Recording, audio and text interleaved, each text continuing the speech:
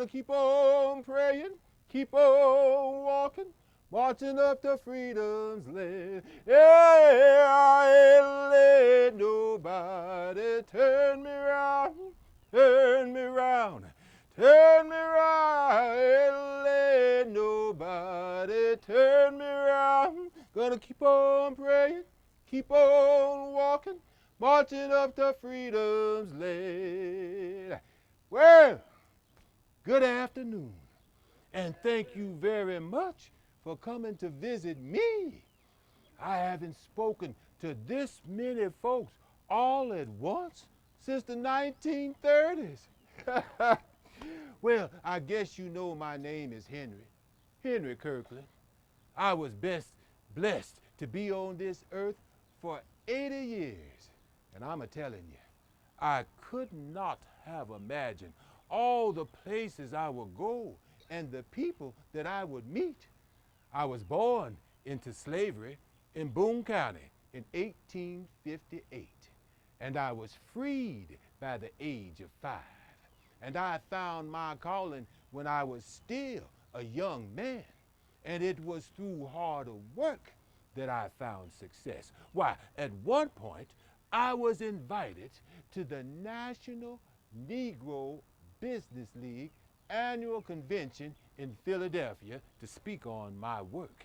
And none other than Mr. Booker T. Washington saddled up to me with a bushel full of questions. Can you imagine that? Just a country boy farmer from Columbia, Missouri? Well, let me tell you a piece about how I got started and where it led me. When I was just a boy, maybe 10 years or so, I began to work for Mr. Joe Douglas at his nursery and garden. I worked there for many years, getting a 10-cent a day raise every year.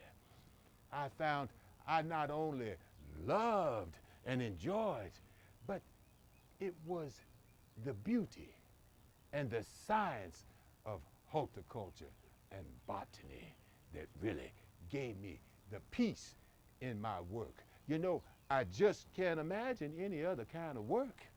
In time, I got pretty good at recognizing the best seeds and the best methods of planting and the best way to grow just about any kind of fruit or vegetable that you can imagine. Eventually, Mr. Douglas recommended me to the University of Missouri. I worked as a gardener and greenhouse supervisor. You know, it was very strange. That was about 1876 or so. You know, they must have thought I was pretty good, because soon enough, I was showing college students how to plant, to graft, and grow. Basically, I was a classroom teacher. And up until the day I died, I was the only Negro to ever teach at the University of Missouri. Although I didn't get treated much like a teacher, they wouldn't give me a classroom because of the color of my skin. For years, I taught white boys outside, sometimes sitting on the steps of a building. I was not allowed to enter. That's okay. That's okay, though, because how you going to teach gardening anyhow indoors? I tell you, God was on my side. It was on my side because it was 1873 that I married my wife, Maddie.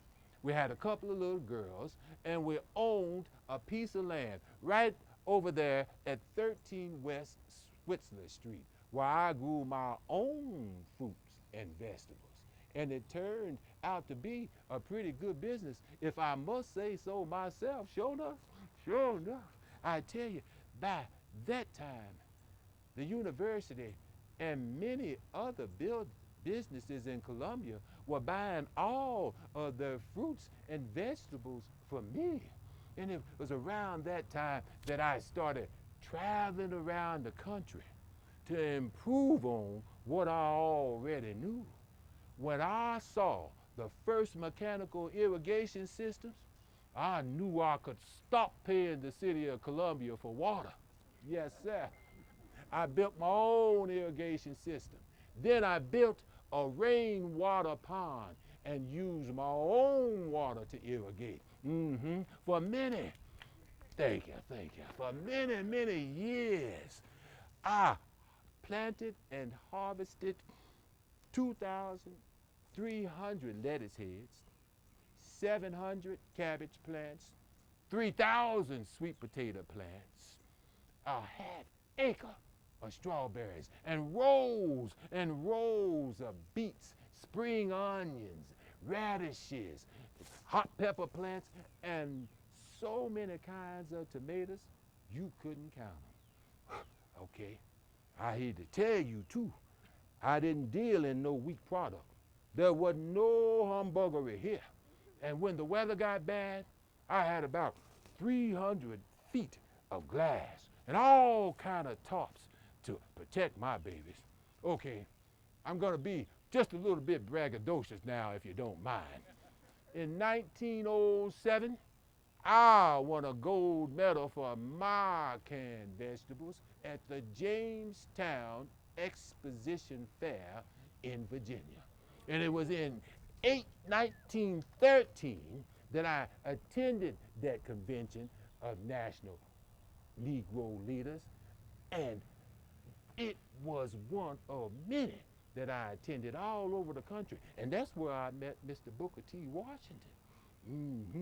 But you know, in all that time I was traveling around, the most thing I enjoyed most was participating in my community right here in Columbia. Yes, I did, because you know, I was a member of the St. Paul AME Church, and it's still standing right there on the corner of 5th and Park. I was a member of Masonic Lodge number 12, and I was always happy to help raise money for colored folks to go to college. Oh, y'all look so nice. I'm so happy you came by here to see me, because I ain't that easy to find. In case you didn't notice, I ain't got no headstone or any kind of marker here. But you know what I heard? I heard y'all was gonna get a Columbia Center for Urban Agriculture. You know that's just a fancy name for gardening in the city like I used to do. And I hear your Columbia Center for Urban Agriculture is soon gonna get a brand new place out on West Ash Street. Well, that makes me happy, very happy indeed. You know, if I was still around, I'd be over there every day, and I'd be trying to sell them the best seeds, or teaching a class, or helping out any way that I could. Oh, y'all look so nice. I thank y'all very much for coming out to see me, and I want you to leave with one thing. Remember this: God is always on our side. God bless you. Thank you. Ain't let nobody turn around.